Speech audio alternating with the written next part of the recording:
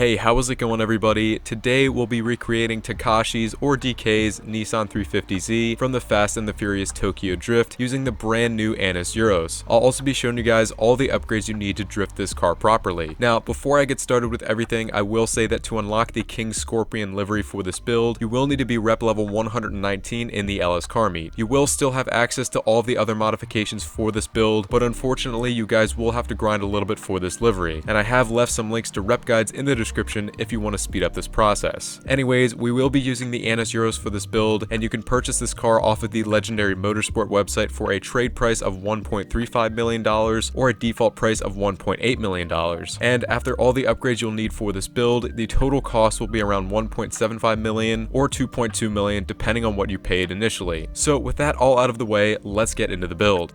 Alright, so first off is the armor, and for this I just left it stock because it has no effect on performance. Next, we have the brakes. Again, I just left them stock because you really won't need them for drifting. Then moving into the bumpers, for the front bumper, I chose the performance bumper. Now, as ugly as this bumper looks with the massive round fog lights, I think overall the style of this bumper, including the fact that it has an intercooler, really matches up the closest with the Velside bumper on DK's car.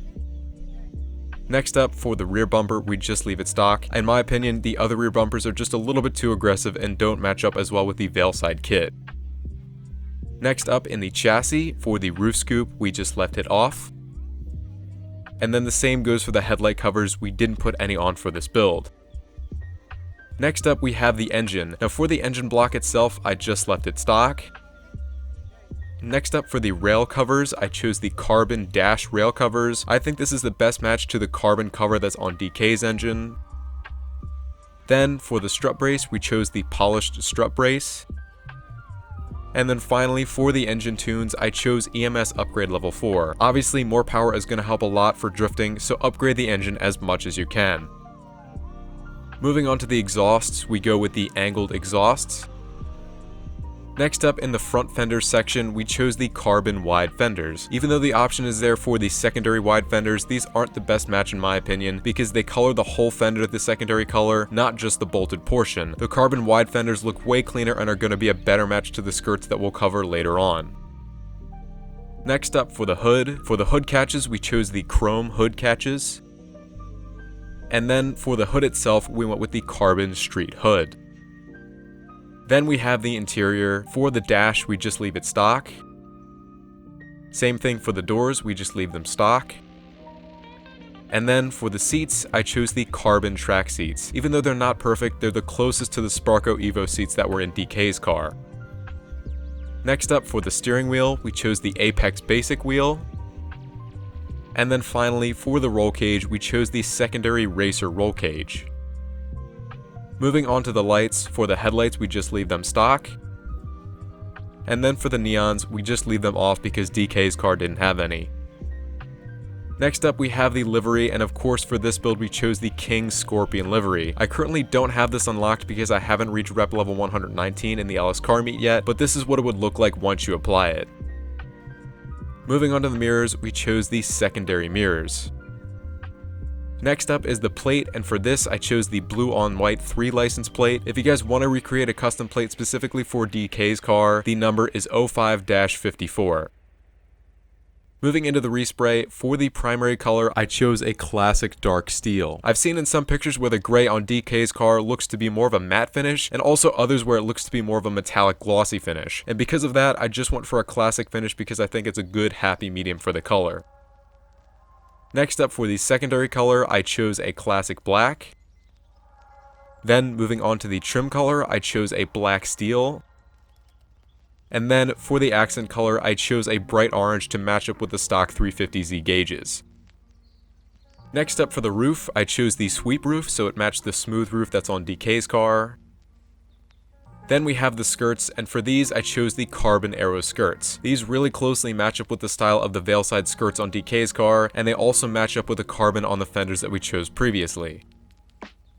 Next up for the splitter, I chose the carbon sting splitter. I added this so that way the front bumper would have a little bit more of a lip, plus it matched up with the carbon on the over fenders, but you could also leave the splitter stock if you wanted to. And then we have the spoiler, and for this I chose the secondary Rhino spoiler. However, you could also go with the normal Rhino spoiler. In my opinion and based on my research, it's really hard to confirm which spoiler to use here because there's pictures of DK's car where the spoiler is black and there's others where it matches the body color. Now I went for the secondary spoiler so there'd be more of an even mix between gray and black parts around the car, but you could paint the spoiler if you wanted to. Next up, for the sun strip, we just leave it off. And then we have the suspension, and for this I chose the competition suspension because it matches the stance of DK's car and adds a little bit extra grip. The Euros is pretty twitchy when it comes to drifting, so lowering the suspension will help give the rear tires a bit more grip and make the car a little bit easier to control. Next up, for the transmission, I went with the race transmission. In my opinion, to drift this car to its fullest potential, you should be using the mid-drive speed boost, and for that, you want the transmission to be as responsive as possible, so upgrade it as much as you can. Next up, we have the turbo, and of course we do the turbo tuning upgrade to give the car as much power as possible. Then, moving on to the wheels, we went into the new track wheels category, and we chose the Speed Boy rims. These match up with the 5-spoke design of the Veilside wheels on DK's car, plus they also have the chrome lip. Another set of wheels I could see working though are the Wagon Master wheels in the sports category. So as I mentioned in my other videos, there tends to be a lot of debate about wheel choice in specific, so if you guys have any other suggestions for wheels you think would work, feel free to drop them in the comments. Next up, for the wheel color, we chose a black steel to match the faces of the Veilside wheels on DK's car. Next, moving into tires, for the tire design, we just left it stock. And then for tire enhancements, we did choose the low grip tires. Already, the Euros is fairly difficult to get sideways, so to maximize its driftability, you should put these on, and keep in mind that you can only put on the low grip tires at the LS car meet. And then finally, for the tire smoke, I just left the stock white tire smoke. And then last but not least, for the window tints, I just went for a light smoke. So those are all of the parts that you guys will need for replicating DK's car, and also for setting up the Annis Euros to drift properly. So now that we're out of the custom shop, we're going to quickly head into the interaction menu, go down into vehicles, and make sure the stance is set to lowered, and from here, we're good to go drifting.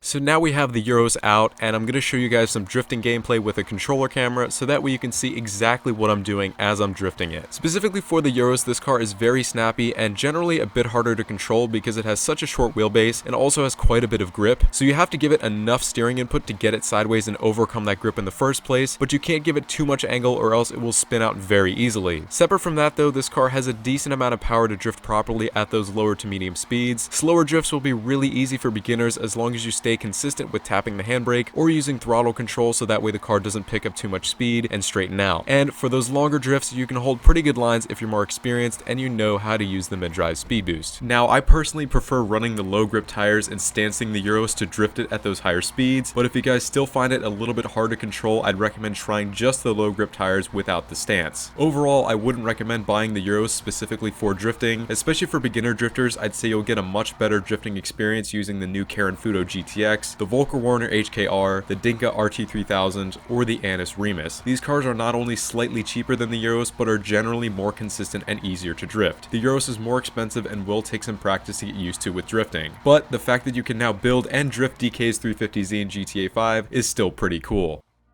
Anyways, I hope you guys enjoyed this combined replica and drift build for DK's Nissan 350Z. If you found this video helpful, feel free to drop a like on it, leave your feedback in a comment, and also consider subscribing to my channel if you want to see more builds like this in the future. Thank you all for watching, and have a great day.